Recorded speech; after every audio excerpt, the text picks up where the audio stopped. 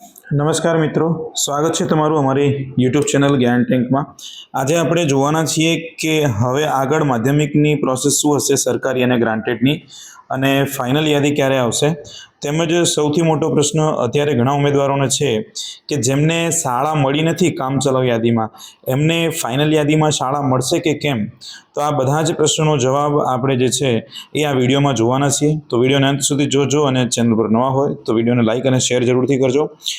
વાત કરીએ 19 તારીખે સંમતિ આપવાની છે ઓનલાઈન, બરાબર. તમને ઓનલાઈન 19 તારીખે તમે લોગિન કરીને તમારે જે છે સંમતિ આપવાની રહેશે. સંમતિમાં શું હશે તો કે તમે જે બે શાળા પસંદગી કરી છે એમાંથી એક શાળા તમારે રાખવાની છે અને એક શાળા જે છે એ તમારે હક જતો કરવાનો રહેશે, બરાબર. તો આ માત્ર શાળા સંમતિ આપવાની કોના માટે હશે? તો જેને બે શાળા મળી છે તે જ આ પ્રોસેસમાં ભાગ લઈ શકશે અને એવા જ ઉમેદવારો માટે આ પ્રોસેસ રહેશે. બાકી જેને એક શાળા મળી છે એને આમાં કોઈ પણ પ્રોસેસ કરવાની રહેતી નથી. હવે આગળ તો કે છે કે શું થશે તો કે મેરિટના આધારે શાળા ફાળવણી થશે. જેમનું, અને આ કોને બે શાળા મળી છે તો કે જેમનું મેરિટ સારું છે, ગવર્મેન્ટમાં છે ટોપમાં, તો સ્વાભાવિક છે કે એ લોકો ગ્રાન્ટેડમાં પણ એમનું નામ હશે. એટલે એવા ઉમેદવારોને જ બે શાળા મળી છે. હવે ઘણા ઉમેદવાર જે ગ્રાન્ટેડમાં જ નામ ધરાવે છે તેઓ કે છે કે ઘણાનું જે છે ગ્રાન્ટેડમાં ડોક્યુમેન્ટ વેરિફિકેશનમાં નામ હતું પરંતુ કામચલાઉમાં યાદીમાં નામ નથી. તો એનું કારણ જ એ છે કે આપણે જે છે ઉમેદવારને બે શાળા મળી છે, એટલે જે ખરેખર મેરિટમાં છે ગ્રાન્ટેડ ભરતીમાં એમને કોઈ શાળા મળી નથી. તો એ રિપીટર ઉમેદવારને કારણે આવું થયું છે. બાકી એમાં ક્યાંય ગભરાવાની જરૂર નથી, તમને શાળા મળશે જ, તમારું મેરિટ સારું હશે એટલે. પરંતુ તેઓને કહે છે કે ફાઇનલ યાદીમાં એમને ચોક્કસ જે છે એમનું નામ આવી જશે. એટલે એવા ઉમેદવારોએ બહુ અત્યારે આ જે લિસ્ટ આવ્યું છે એને જ ફાઇનલ સમજીને હતાશ થઈ જવાની બિલકુલ જરૂર નથી. હવે જેમને નથી મળી એમનું શું, અથવા તો શા માટે નથી મળી, તો આપણે એક ઉદાહરણ લઈએ એક વિષયનું. અહીંયા અંગ્રેજી વિષય માધ્યમિકનું આપણે ઉદાહરણ લઈએ તો માધ્યમિક વિષય એટલે કે માધ્યમિકમાં અંગ્રેજી વિષયમાં કુલ 334 ઉમેદવાર છે જે કોમન છે. કોમનનો અર્થ અહીંયા શું ગણીશું આપણે કે જેને બે શાળાઓ મળી છે, ગવર્મેન્ટ પણ મળી છે, સાથે સાથે ગ્રાન્ટેડ પણ મળી છે.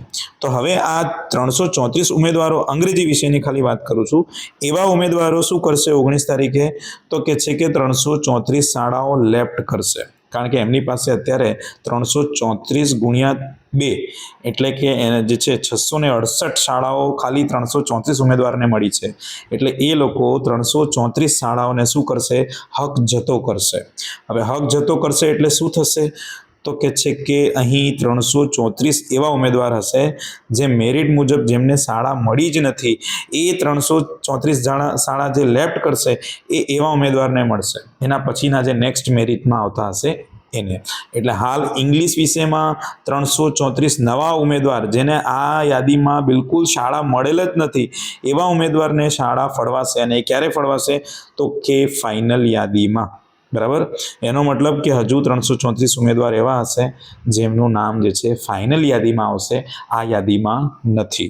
તો આ બિલકુલ સરળ જે છે આની પ્રોસેસ છે. હજુ ઘણાને બહુ ટેન્શન થતું હોય તો હજુ એમને રાહ જોવાની જરૂર છે, ધીરજ રાખવાની જરૂર છે, બરાબર. હવે ઘણા લોકોને જે કામચલાઉ શાળા ફાળવણી થઈ છે તો એમને પ્રશ્ન એવો પણ છે કે જે સરકારી શાળા એમને મળી છે અથવા તો ગ્રાન્ટેડ શાળા જે એમને મળી છે કામચલાઉમાં, શું એ બદલાઈ જશે? તો એનો જવાબ છે હા, ચોક્કસપણે બદલાશે.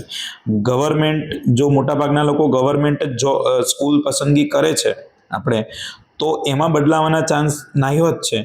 પરંતુ જો કોઈ ગવર્મેન્ટ શાળાને છોડીને, કારણ કે ઘણાને એવું બનશે ગવર્મેન્ટ શાળા દૂર મળી છે, ગ્રાન્ટેડ નજીક મળી છે, તો ઘણા એવા હશે કે ગવર્મેન્ટ છોડીને ગ્રાન્ટેડ નજીક લેશે.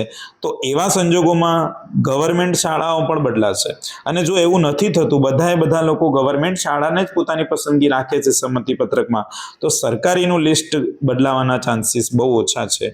તો અહીંયા ગ્રાન્ટેડ શાળા બદલાઈ જશે તો કે ગ્રાન્ટેડ તો 100% બદલાશે. મોટા ભાગની શાળાઓ બદલાઈ જશે, બરાબર.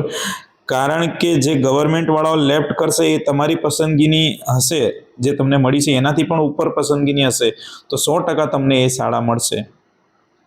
એટલે કે એક ફાયદો એ થશે. બીજો એક આનો ફાયદો શું થશે તો કે જેમને મળી છે એનાથી પણ આગળની શાળા એમને એટલે કે તમારી પસંદગીની જે હજુ તમે ચોઈસની ઉપર રાખી છે એ તમને મળશે, બરાબર. અને બીજો ફાયદો તો સ્વાભાવિક છે, જેમને નથી મળી અને મેરિટમાં છે એ લોકોને નવી શાળા એટલે કે એમને પહેલી વખત ફાઇનલ યાદીમાં એમનું નામ આવશે. તો આ આખી પ્રોસેસ છે, એટલે કે ગવર્મેન્ટ તમને મળી છે એ પણ બદલાવાના ચાન્સીસ છે. અને બીજું કે ગ્રાન્ટેડ મળી છે તો બદલાશે જ, તમને પણ જે મળી છે એનાથી આગળની મળશે, એટલે ખાસ આપણે યાદ રાખવાનું છે. બીજું કે ફાઇનલ શાળામાં કોઈ બદલાવ થશે નહીં, આ ખાસ યાદ રાખવાનું છે.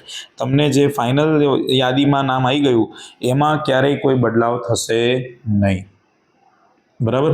એટલે એ વસ્તુ આપણે ખાસ યાદ રાખવાની છે. અને બીજું કે હવે આગળની પ્રોસેસ શું હશે તો 19 તારીખે સંમતિ અપાઈ ગયા પછી 3 થી 4 દિવસના સમયગાળામાં ફાઇનલ યાદી જાહેર કરી દેવામાં આવશે. અને ફાઇનલ યાદી જાહેર થશે એની સાથે સાથે ક્યારે હાજર થવાનું છે, ક્યારે નિમણૂક ઓર્ડર મળશે, એ તમામ બાબતો પણ જે છે ત્યારે ડિક્લેર કરી દેવામાં આવશે. અને ત્યારે તમારે શું પ્રોસેસ કરવાની છે, ત્યારે તમારે શું રેડી રાખવાનું છે એના પર બી આપણે વિડીયો બનાવીશું. તો જે છે અમારા નવા વિડીયોની નોટિફિકેશન મળવા માટે ચેનલને સબસ્ક્રાઈબ કરી દેજો અને બેલ આઇકન પર ક્લિક કરી દેજો, જેથી તમને અમારો વિડીયો સમયસર મળી જાય. Thank you for watching. જય હિન્દ, જય ભારત.